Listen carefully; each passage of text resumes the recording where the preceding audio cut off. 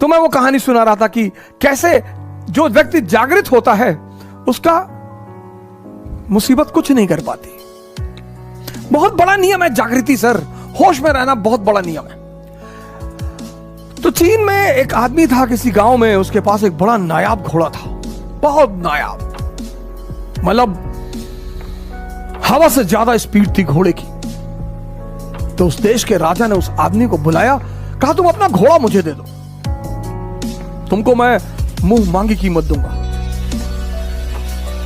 उस आदमी ने कहा कि सरकार घोड़ा तो ना बेचेंगे। अरे लोगों ने समझाया कि पागल हो, तुम क्या करोगे घोड़े का, और इतना पैसा राजा तुमको दे रहा, बेच दो। अरे उसने कहा यार तुम लोग क्यों मेरे पीछे पड़े हो, जाओ अपना काम करो, हम नहीं फायदा ले रहे ना, जाओ। एक दिन क्या हुआ, घोड़ा भाग गया। अब जब घोड़ा भाग गया तो गांव के लोग आए, हंसने लगे, कहीं देखा हम तुमसे पहले ही कहते थे, तुम समझे नहीं रहते हमारी बात को।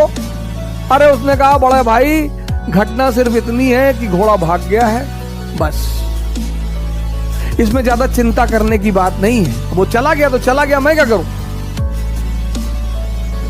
अजीब पागल हो, तुम्हारा नुकसान हो गया। बोले कोई नुकसान नहीं हुआ। 10-15 दिन बीता, एक दिन घोड़ा वापस आ गया और अपने साथ 20 घोड़े और लाया अपनी तरह के। गांव वाले फिर आए, कहीं बेटा तुम बहुत चालाक आदमी हो, तुमको पता था कि कुछ कांड करने गया है ये, बड़ा बढ़िया यार, तुम तो बड़े फायदे में हो यार, पहले तो अकेले था अब तो 20 ले आया। उन्होंने कहा यार तुम लोग राय देने क्यों चले आते हो यार बार बार। अरे घोड़ा चला गया था, आ गया अपने साथ 20 घोड़ा और ले आया, घटना बस इतनी है, इसमें बहुत ज्यादा खुशी होने की कोई बात नहीं। पड़ोसी राज्य ने उस राज्य पर हमला कर दिया। अब वो जो 9 घोड़े आए थे उसमें से एक घोड़े को इस किसान का बेटा ट्रेन कर रहा था, घोड़े से गिरा, उसका दोनों पैर टूट गया। गांव वाले फिर आए कि बड़ा बुरा हुआ यार, बताओ तुम्हारे लड़के का दोनों पैर ही टूट गया। बोले यार तुम लोग शांत नहीं रह सकते हो, अपना निर्णय अपने पास नहीं रख सकते हो। अरे ठीक है यार, पैर टूट गया, देखेंगे भगवान कुछ करना चाहता होगा, अच्छी बात है, जाने दो। उसी वक्त पड़ोसी राज्य ने इस राज्य पर हमला कर दिया। गांव के जितने भी जवान लड़के थे सब सेना में बुला लिए गए, सिर्फ किसान का बेटा बचा क्योंकि उसके पैर टूटे हुए थे। इस दुनिया में, खासकर इस देश में 95% लोग उस चीज के बारे में सोचते हैं जो उनके हाथ में है ही नहीं। क्या? फल। सर आपको पता ही नहीं कल क्या होने जा रहा है, तो जब हमें कल का पता ही नहीं तो हम आज में रहें। और जितने लोगों ने अपने आज को सुधारना शुरू किया उनका कल बेहतरीन हो गया, क्योंकि जो कल के बारे में सोचते हैं वो आज कुछ कर ही नहीं पाएंगे, और जो पास्ट के बारे में सोचते हैं वो कुछ कर ही नहीं। 2 लोग निष्क्रिय हैं। जो कल के बारे में सोचते हैं वो तो थोड़ा बहुत कुछ करेंगे भी, लेकिन जो पास्ट के बारे में सोचते हैं, हमारे पिताजी गवर्नर थे, रहे होंगे, बहुत लोगों के पिताजी गवर्नर थे। देश विषम परिस्थिति से गुजर रहा है, कोई बात नहीं सर, धरती है, पृथ्वी है, ऐसी चीजें आती रहती। इतिहास जब लिखा जाएगा तो लिखा जाएगा कि जब कोरोना का संकट आया तो भारत के हर नागरिक ने एक योद्धा की भूमिका निभाई। इतिहास अब यह ना लिखा जाए कि महमूद गजनी आया तो भारत के लोग भाग गए, तैमूर लेम आया तो भारत के लोग भाग गए, नादिर शाह आया तो दिल्ली के लोग भाग गए। ना ना ना ना, अब जब इतिहास लिखा जाए तो अब यह लिखा जाए कि जब कोरोना का संकट पैदा हुआ तो भारत देश का हर नागरिक योद्धा बनकर खड़ा हो गया। ये हमारे दुश्मन उलझाना चाहते हैं, ये इनकी गलती, उनकी गलती। गलती तो है, मानी सी बात, गलतियां तो की है, सरकारों ने की है, पार्टियों ने की है, दलों ने की है, नेताओं ने की, गलती तो है, लेकिन इस वक्त ध्यान भटकाने का नहीं है सर। जिस देश में ऐसे राजा रहे हो, शिक्षा ही तो थी सर। विक्रमादित्य की अगर आपने पहली कहानी सुनी हो, वेताल 25, पहली कहानी विक्रमादित्य जाता है, सोचिए क्या शिक्षा देने का तरीका था हमारे देश में, कहानी सुनाकर संदेश देना। उस देश में ऐसी किताबें छपने लगी जिनसे कोई मतलब ही नहीं। किताबें तो किसी को भी महान बना दे, बशर्ते वो आपसे बात करने लगे। किताबें जल्दी किसी से बात नहीं करती सर। पढ़ते बहुत लोग हैं, बात वो दुनिया में बहुत कम लोगों से करती हैं। बोलती हैं किताबें सर। और एक बार किताबें आपसे बात करने लगी, कंडीशन क्या है? किताब आपसे बात करेगी, मन शांत हो जाए। जैसे आप किताब पढ़ रहे हैं और आपका पीछे का मन बड़बड़ा रहा है, कहीं और बैठा हुआ है, तब वो समझ जाती है कि आप मेरे पास है ही नहीं, आप तो कहीं और बैठे हैं। इतनी सेंसिटिव होती हैं किताबें। इसीलिए भारत देश में हम जब किताब से पैर लग जाता है तो हम उसे उठाकर अपने मत्थे पे लगाते हैं। इसका भी मजाक उड़ाया गया, इसका भी मजाक उड़ाया गया। यार तुम लोग तो किताब उठा के सर से लगाते हो। बिल्कुल सर, जिससे किताबें बात करने लगे, और एक ही शर्त है किताबों की बात करने का, अगर आपका मन शांत है और आप सिर्फ उन्हीं से बात कर रहे हैं, तब वो आपको जवाब देंगी पलटकर। और अगर आपका मन शांत नहीं है, आप पढ़ते रहिए जितना आपको पढ़ना है, एक लाइन। कई बार मेरे पास स्टूडेंट आए, एनसीईआरटी को 4 बार पढ़ के रंग चुके हैं, नीले रंग से, पीले रंग से, लाल रंग से रंग चुके हैं, लेकिन पता कुछ भी नहीं। लेकिन हमारी जो शिक्षा पद्धति थी, कहानी कहानी। विक्रमादित्य जाते हैं बरगद के पेड़ पर, एक लाश को उतारते हैं, अपने कंधे पे रखते हैं, तो लाश उन्हें कहानी सुनाना शुरू करती है। अब सोचिए सर, इस कहानी का मकसद क्या है? सुनिए कहानी और उसका मकसद। लाश उन्हें कहानी सुनाना शुरू करती है कि एक आचार्य थे, उनकी बड़ी खूबसूरत सी बेटी थी। आचार्य के 3 शिष्य थे। अब देखिए क्या तरीका था पढ़ाने का, संदेश देने का। ये पश्चिम के लोग कहते हैं तुम लोगों ने सिर्फ कहानियां लिखी, उन कहानियों में बाबूजी ऐसी ऐसी बातें लिख दी है ना कि समझ जाओगे तो जिंदगी बदल जाएगी। इतने अमीर हो, इतना समृद्धि, भौतिक समृद्धि पा चुके हो, लेकिन ध्यान करने भारत ही आते हो। बाबा रामदेव जी को मैं बड़ा प्रणाम करता हूं, बड़ी मैं उनकी इज्जत करता हूं। और जब भी मैं उन्हें देखता हूं इंग्लैंड में, अमेरिका में बैठे हुए अंग्रेज, और उनको वो कपालभाति करा रहे, तो मुझे इतनी हंसी आती कि जय हो बाबा की। बाबा सांस बेच रहा है, तुम तो कपड़ा बेचने आए थे, तुम तो कुछ भी बेचने आए थे, बाबा सांस बेच रहा है, प्रोडक्ट दिखाई ही नहीं पड़ता। बाबा हमारा बहुत बड़ा बिजनेसमैन है, सांस कोई कमोडिटी ही नहीं है, बेच रहा है। और हम हिंदुस्तानी, हम उनका मजाक उड़ाते हैं। आप उनसे असहमत हैं, वो एक अलग बात है। हो सकता है आप उनकी राजनीतिक विचारधारा से असहमत हो, बहुत अच्छी बात है सर।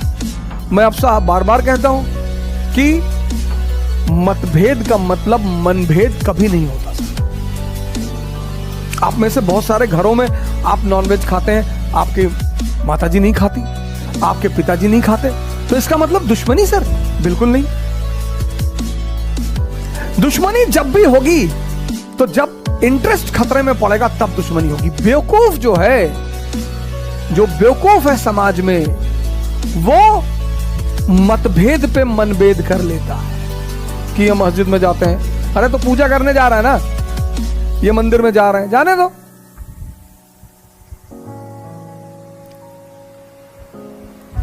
तो लाश ने विक्रमादित्य को कहानी सुनानी शुरू की कि एक गांव में एक आचार्य जी रहते थे, उनकी बड़ी खूबसूरत बेटी थी और उनके 3 शिष्य थे, और तीनों उस लड़की को बहुत प्यार करते थे, और तीनों बड़े योग्य थे। आचार्य जी को भी लगता था कि यार योग्य तो तीनों है,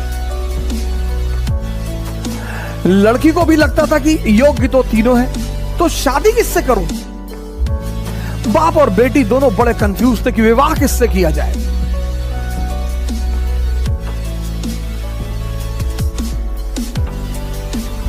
और जब लड़की यह सुनिश्चित नहीं कर पाई कि विवाह किससे किया जाए, तो एक दिन लड़की ने आत्महत्या कर लिया।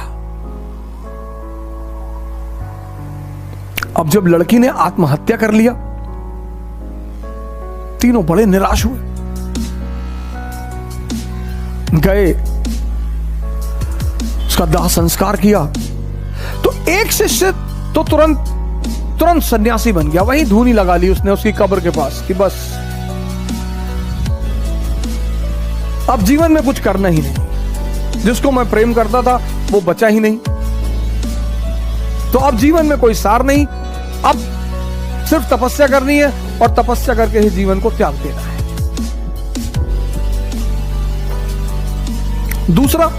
दूसरा फकीर बन गया,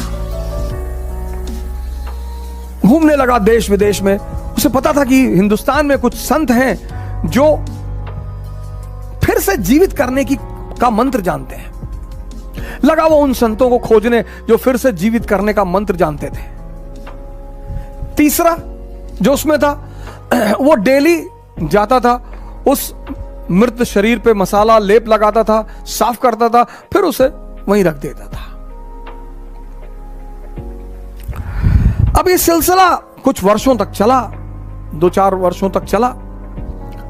तो वो जो घूम रहा था चारों तरफ, फकीर बन गया था, मंत्र की तलाश कर रहा था, पुनर्जीवन देने के मंत्र का जो तलाश कर रहा था, उसे एक दिन कुछ महात्मा लोग मिल गए, वो उस मंत्र को जानते थे। उसने उनकी सेवा की, उन्होंने उसे वो मंत्र सिखा दिया। जैसे ही उसने मंत्र सीखा, वो भगा वापस गांव की तरफ।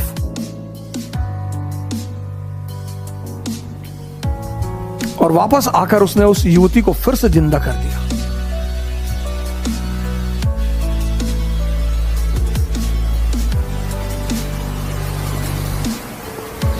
जब उसने फिर से जिंदा कर दिया, तीनों दावेदार फिर खड़े हो गए और अब तो युवती और सुंदर हो गई।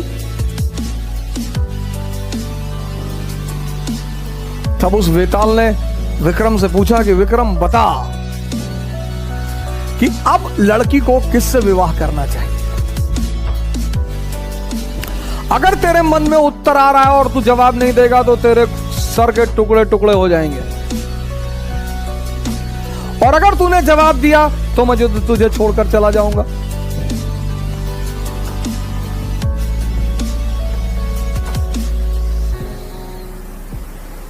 वेताल ने कहा कि अगर तेरे मन में जवाब आ रहे हैं, और ये नेचुरल प्रकृति है, हमारे सामने जब भी कोई परिस्थिति होती है, एक जवाब मन में आता कि ये कर ले यार, नेचुरल प्रकृति है, नेचुरल जवाब आना ही है। तो वेताल ने कहा कि देख विक्रम, अगर तेरे मन में जवाब आ रहा और तूने मुझे नहीं दिया तो तेरे सर के टुकड़े टुकड़े हो जाएंगे, और अगर दे दिया तो मैं चला जाऊंगा।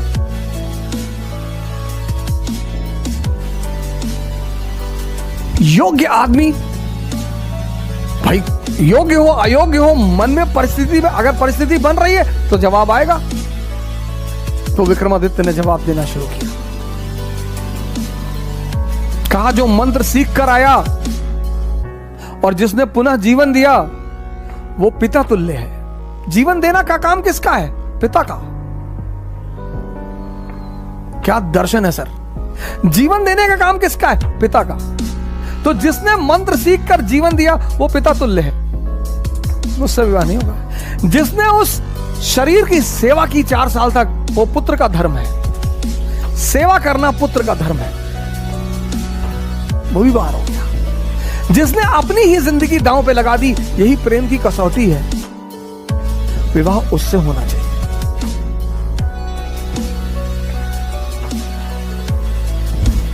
यह था शिक्षा देने का तरीका। और जैसे ही विक्रमादित्य ने जवाब दिया, वेताल उड़ चला कि तूने बोल दिया विक्रम। यानी अब सुनिए, इस कहानी का दूसरा उद्देश्य क्या है? मौन। परम की जो प्राप्ति होगी वो मौन में होगी, साइलेंस में होगी। इसीलिए हिंदुस्तान में एक वर्ड है मुनि। मुनि मतलब जो मौन हो गया। परम की जो प्राप्ति होगी, परम की, 25 बार विक्रम जाता है, 25 बार वेताल उससे सवाल करता है, 25 बार वो जवाब देता है और वेताल हमेशा निकल जाता है। और जब अंतिम बार विक्रम चुप हो जाता है,